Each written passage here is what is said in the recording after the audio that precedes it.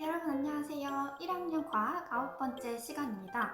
지난 시간에 풍화와 토양에 대해서 공부를 했는데요. 여러분 수업을 다 잘 듣고 형성평가를 제출해 주신 거죠?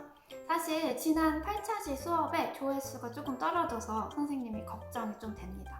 여러분이 내용을 다 숙지했다 하더라도 수업 시간에 중요한 포인트들을 짚고 넘어가니까요. 배속을 해서 듣더라도 꼭 수업을 듣고 형성평가를 제출해 주시길 바랍니다. 그리고 지난 시간 형성평가에 대한 한 가지 공지사항이 있는데요. 지난 시간 형성평가 3번 문제를 풀면서 좀 이상한 점 없었나요? 네, 문제에 다음 물음에 답하시오 라고 해놓고 옳지 않은 것을 고르시오 라는 말이 빠져 있습니다. 선생님이 바로 수정을 해놓기는 했는데요. 그래도 혹시 모르니까 다시 한번 풀어보시고 정답과 풀이를 확인해 주시기 바랍니다. 네, 옳지 않은 것을 고르시오 라는 말이 빠져있다는 것을 한 학생이 알려주었는데요. 정말 대단하죠. 공부를 하고 문제를 푸니까 4개의 보기는 맞는 말, 하나의 보기는 틀린 말이라고 해서 그렇게 추측을 했다고 했습니다. 내용에 대해 완전히 이해를 하고 있다는 뜻이죠. 네, 다른 학생들도 형성평가를 제출한 것만으로 너무너무 칭찬합니다. 앞으로도 여러분이 지켜줄 것은 첫 번째, 수업을 배속을 해서라도 꼭 모두 다 듣기. 그리고 두 번째, 형성평가 지금처럼 잘 제출해주기. 그리고 모르는 것이 있으면 오픈 카톡방을 통해서 질문을 해보기. 또 권장을 합니다. 이 3가지만 지켜주시기 바랍니다. 네, 오늘 공부할 단어는 교과서 42쪽의 1 대륙 이동설입니다. 여러분 목차를 한번 볼까요?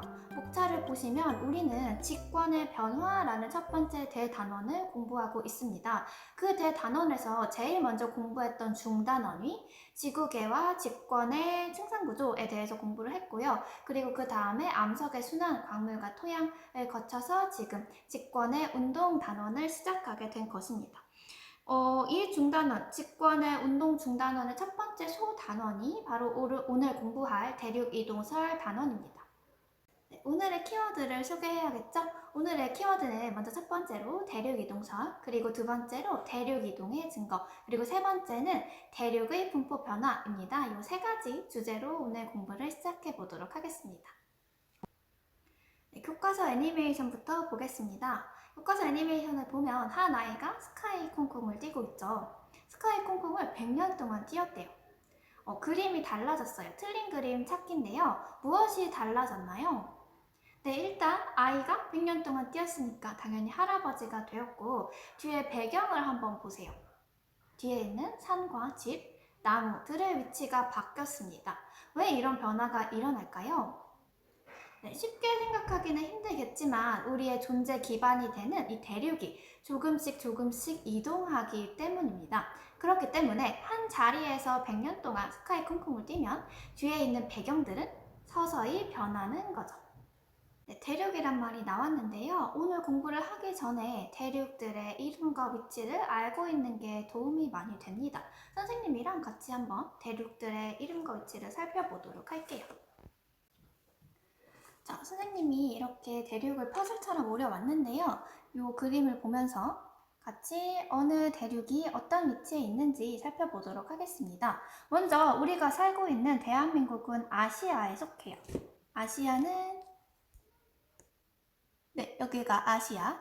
이 아시아와 유럽을 합쳐서 유라시아 대륙이라고 합니다.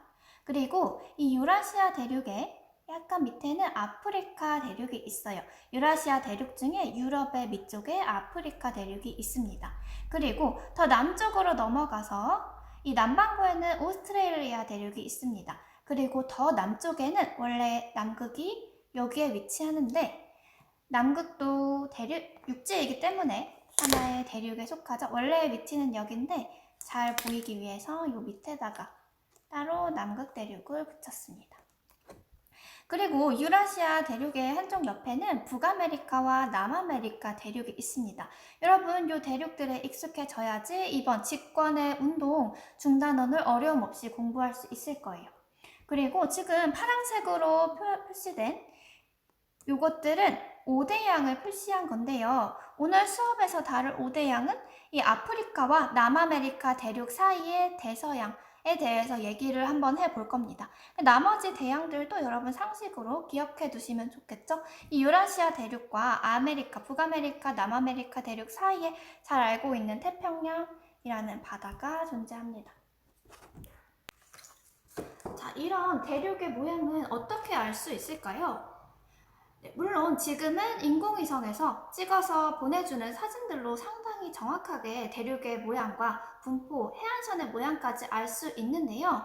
이 인공위성이 없던 시절에는 탐험가들이 직접 항해를 하고 관찰 기록을 해서 대륙의 분포와 해안선의 모양을 알아냈다고 합니다. 정말 대단한 일을 해낸 거죠.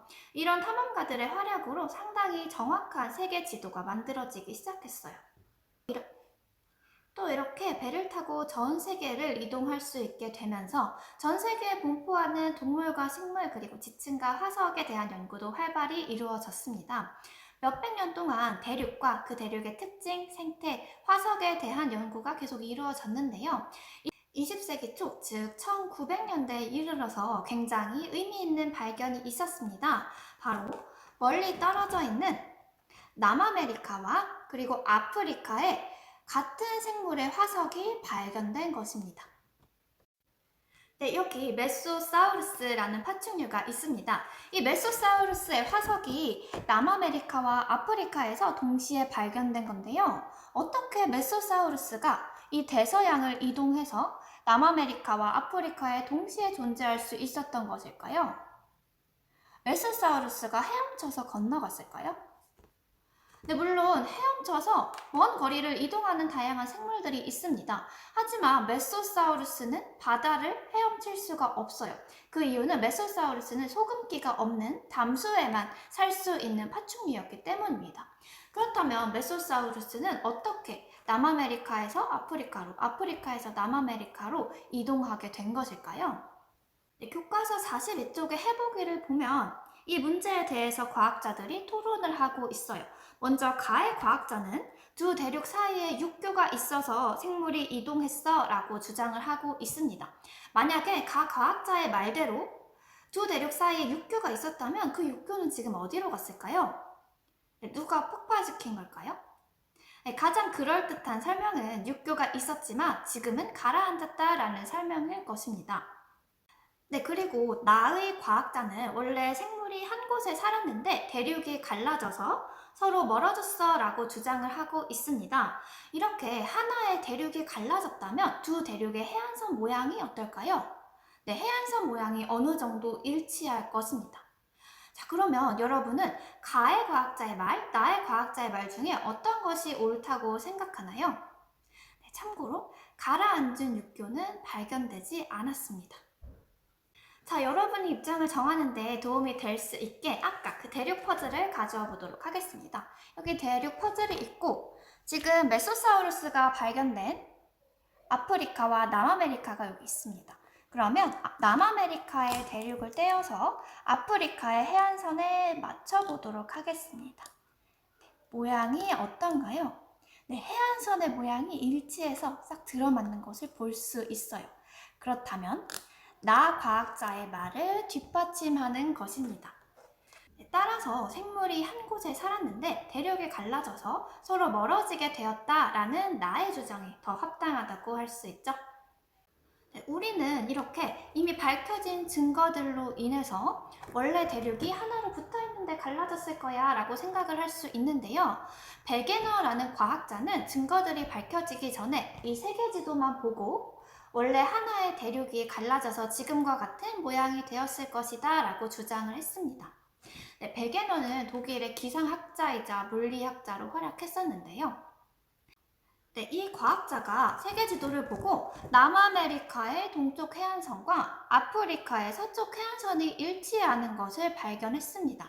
그래서 원래 이 대륙이 하나로 붙어있지 않았을까? 더 나아가서 전체 대륙이 원래 하나로 붙어있지 않았을까라고 생각을 하게 된 것이지요. 이런 베게너의 주장을 대륙이동설이라고 합니다. 3억 3,500만 년 전에는 판게아라는 거대한 하나의 대륙이 있었고 오랜 시간에 걸쳐서 이 대륙이 분리되고 서로 멀어져서 지금과 같은 대륙 분포를 이루고 있다라는 이론입니다. 네, 베게너는 이런 주장을 뒷받침할 증거들을 수집했습니다. 첫 번째 증거가 해안선의 모양인데요. 아까 살펴봤듯이 남아메리카의 서해안과 아프리카 대륙의 동해안의 해안선 모양이 일치하다는 것을 첫 번째 증거로 들었습니다. 지금은 베게너의 주장 이후에도 상당한 시간이 흘렀기 때문에 정확하게 일치하지는 않지만 그래도 바다 깊숙한 곳을 맞춰보면 이렇게 일치한다는 것을 알 수 있습니다. 네, 또 대륙 이동의 두 번째 증거는 생물 화석 분포입니다. 우리가 아까 다루었던 메소사우루스의 화석도 이 두 번째 증거에 포함된다고 할 수가 있죠. 메소사우루스의 화석뿐만 아니라 교과서에 나와 있는 리스트로사우루스의 화석도 여러 대륙에 걸쳐서 분포합니다. 교과서 그림을 보면 아프리카, 인도, 남극 대륙에 걸쳐 있는데요. 리스트로사우루스도 바다를 건널 수 없기 때문에 대륙이 분리되어 이동했을 것이다 라고 생각을 할 수 있습니다. 그리고 또 교과서에 글로소프테리스라는 식물 화석의 분포도 그림으로 나와 있어요. 지금 아까 이 지도에 이 나뭇잎 모양이 방금 선생님이 얘기한 식물 화석의 분포인데요. 남아메리카 대륙, 아프리카 대륙, 그리고 인도, 오스트레일리아, 남극 대륙에까지 분포하는 것을 알 수 있습니다. 식물은 스스로 이동할 수 없기 때문에 역시 대륙이 분리되어서 갈라졌다라고 생각을 할 수가 있습니다. 네, 대륙 이동설의 세 번째 증거는 산맥의 분포입니다. 북아메리카와 유라시아 대륙에 있는 산맥이 서로 연결되어 있다는 건데요. 지금 다음과 같이 그림에 표현되어 있습니다. 네, 네 번째 증거는 여러 대륙에 남아있는 빙하의 흔적과 분포가 남극 대륙을 중심으로 모인다는 겁니다. 지금 여기 그림에도 나와 있듯이 이렇게 남극 대륙을 중심으로 빙하의 흔적과 분포가 이어져 있습니다. 자, 이렇게 크게 네 가지 증거로 베게너는 대륙 이동설을 주장했습니다. 그런데 당시에는 이 거대한 대륙을 움직이게 하는 원동력을 설명하지 못했어요. 그래서 당시 과학자들에게는 이 대륙 이동설이 받아들여지지 않았습니다. 지금은 과학기술이 발달해서 이 대륙이동의 원동력을 알 수 있게 되었는데요. 바로 멘틀의 대류가 대륙이동의 원동력이 된다고 합니다. 그렇기 때문에 지금은 모든 과학자들이 대륙이동설을 받아들이고 그리고 우리가 교과서에서 공부도 할 수 있게 된 거예요. 여러분, 선생님은 이 베게너라는 과학자가 참 대단하다고 생각합니다. 당시에는 대륙이 육교로 연결되어 있었다는 육교설이 큰 지지를 받았었는데요. 베게너는 자신의 주장을 소신 있게 펼쳤어요. 그리고 이 주장을 뒷받침하기 위해서 기후학이나 고생물학, 지질학 같은 여러 학문들을 연결지어서 생각을 할 수도 있었습니다. 또한 이 자신이 밝히고 싶은 연구 주제가 있었기 때문에 기상학자로서의 안정적인 삶을 포기하는 용기도 가졌었죠. 우리는 아직 학생이지만 이렇게 다양한 분야를 융합시킬 수 있는 능력과 그리고 무엇에 도전하는 열정이나 끈기, 소신 같은 것들은 본받을 수 있겠죠? 자, 이렇게 여러 가지 증거들로 3억 3,500만 년 전에는 하나의 큰 덩어리 대륙이었던 판게아가 갈라져서 분리되어서 지금과 같은 대륙의 분포를 이룬다라고 배웠습니다. 그러면 과거의 판게아와 현재의 대륙의 분포를 비교해 보면서 시대별로 어떤 변화가 있었는지 크게 살펴보도록 하겠습니다. 네, 먼저 지금 화면에 나온 대륙의 분포가 현재의 모습입니다. 과거의 판게아는 이 대륙들이 하나의 덩어리로 이와 같이 존재한다고 했죠. 지구가 형성되고 지질시대 동안 대륙의 이동이 계속되다가 3억 3,500만 년 전쯤 판게아가 형성되었습니다. 이 판게아는 3억 3,500만 년 전부터 약 1억 5천만 년 전까지 존속되었습니다. 그러다가 약 1억 5천만 년 전에 이와 같은 모습으로 분리되어 이동하였어요. 자, 여러분, 시대별 그림에서 여기 인도 대륙의 위치를 잘 보세요. 처음 판게아였을 때 인도 대륙은 남극 대륙에 붙어 있었습니다. 그러다가 이렇게 분리되었죠? 그리고 6,500만 년 전, 조금 더 시간이 흐른 다음에는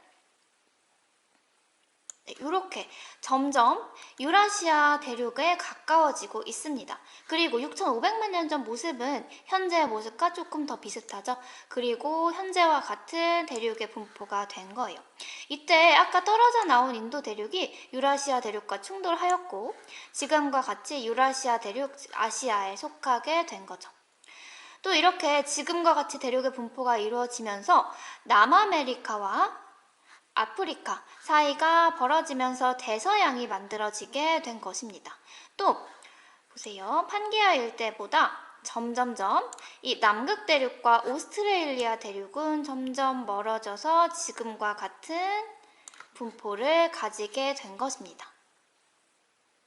자, 몇 억 년에 걸쳐서 판게아부터 현재 대륙의 분포까지 이렇게 변했는데요. 대륙은 지금도 계속 이동하고 있습니다. 우리가 쉽게 느낄 수는 없지만 대륙은 1년에 약 2, 3cm씩 계속 움직이고 있어요. 또 대륙이 이동하는 속도도 장소마다 조금씩 다릅니다. 지구 표면이 마치 살아있는 것처럼 끊임없이 변하고 있다. 이 내용이 여러분이 기억해야 될 것입니다. 또 신기한 내용이기도 하죠.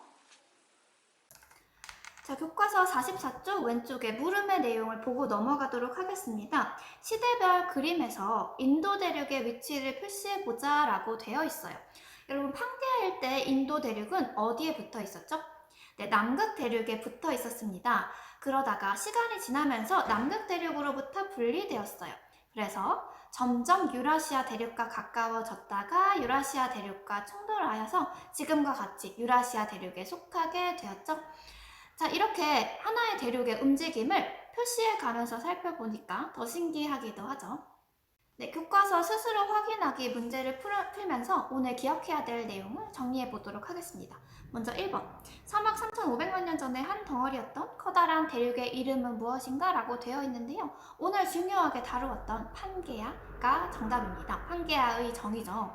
지구가 처음 만들어지고 지질시대 동안엔 대륙이 이동했어요. 그러다가 사막 3,500만 년 전에 하나의 큰 덩어리인 판게아가 형성되었다고 공부를 했었죠. 여러분 이 내용 꼭 기억해 주시길 바랍니다. 자, 그리고 2번 문제. 베게너의 대륙이동설이 발표될 당시에 대부분의 과학자에게 지지를 받지 못한 까닭은 무엇인가? 라고 되어 있어요. 네, 여러분 당시에는 베게너가 대륙이동설을 주장했지만 그 커다란 대륙이 움직이는 원동력은 밝혀내지 못했다고 했습니다. 그렇기 때문에 과학자들의 지지를 밝혀내지 못한 거였죠. 네, 3번. 대륙의 이동으로 남극 대륙과 오스트레일리아 대륙 사이는 어떻게 변하고 있는가? 그렇게 판단한 근거는 무엇인가? 라고 되어 있습니다. 네, 여러분 아까 화면을 봤을 때 남극 대륙과 오스트레일리아 대륙은 점점 어떻게 되고 있었나요? 네, 판게아 일대는 당연히 한 덩어리로 묶여 있다가 점점 분리되어서 멀어지고 있었습니다. 네, 이것을 근거로 지금도 계속 멀어지고 있다라고 판단을 해볼 수가 있겠죠? 네, 여러분 오늘은 대륙이 어떻게 이동했는지 그리고 대륙 이동설의 근거는 무엇인지 또 판게아에서부터 어떻게 지금과 같은 대륙의 분포를 가지게 됐는지 위주로 공부를 해봤습니다. 어떠셨나요? 네, 자신이 베게너가 됐다고 생각하고 대륙 이동설의 근거를 대면서 주장해보는 것도 공부에 많은 도움이 될 거라고 생각합니다. 그리고 오늘도 역시 수업에 나왔던 그림과 키워드 위주로 잘 정리해 두시고 그리고 수업과 더불어서 교과서도 꼭 한 번씩 읽어보시길 바랍니다.